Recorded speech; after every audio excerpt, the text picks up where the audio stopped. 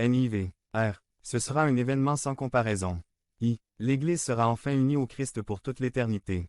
I. Il n'y aura plus de décennies de séparation. I.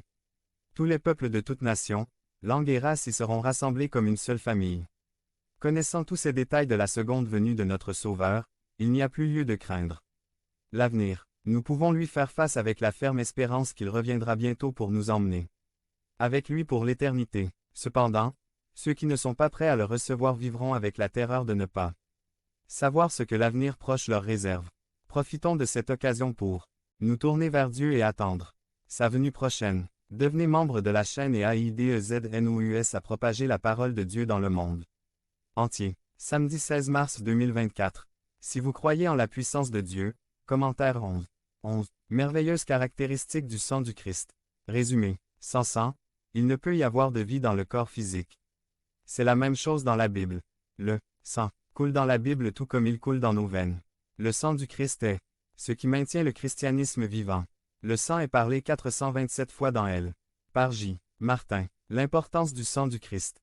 Combien plus grand châtiment pensez-vous est-il mérité par celui qui a piétiné le Fils de Dieu, qui a profané le sang de l'alliance pour lequel il avait été sanctifié, et qui a insulté l'Esprit de grâce. Hébreux 10, 29, NIV. Sans sang, il ne peut y avoir de vie dans le corps physique.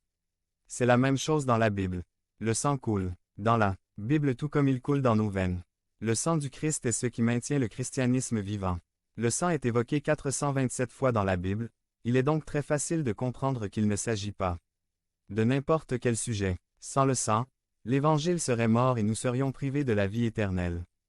Point. L'Église primitive comprenait l'importance du sang. Les 22 sermons enregistrés par les 4 principaux prédicateurs dans le livre des Actes donnaient le même message sur la mort, l'enterrement et la résurrection de Jésus-Christ. Ils ont compris que sa mort était essentielle à l'Évangile. Les chrétiens des premières églises comprenaient que le sang était quelque chose d'intérieur et qu'il fallait payer un prix très élevé pour le voir. Pouvez-vous réaliser l'importance du sang? Ou, le sang du Christ est parfait.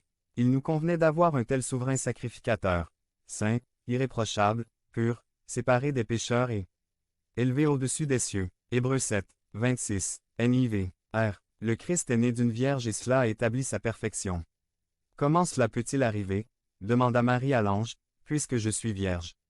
Le Saint-Esprit viendra sur vous et la puissance du Très-Haut vous couvrira de son ombre. Ainsi le saint enfant qui doit naître sera appelé Fils de Dieu. Luc 1, 34 à 35, NIV. 1. Un père naturel aurait transmis la nature pécheresse d'Adam. Ah, s'il en avait été ainsi, le sang du Christ n'aurait pas pu nous purifier.